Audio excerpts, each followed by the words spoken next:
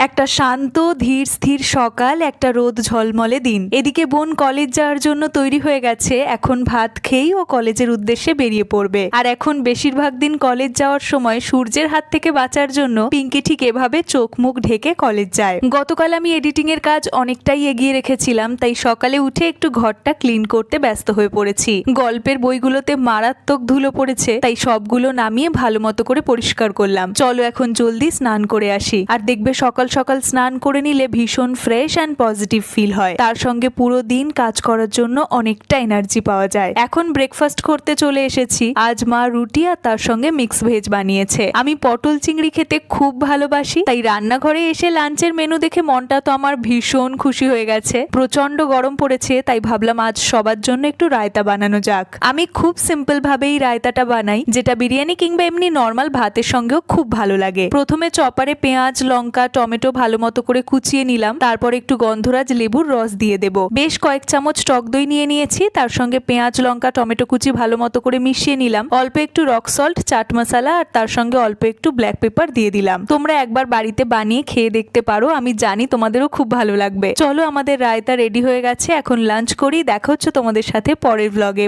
By.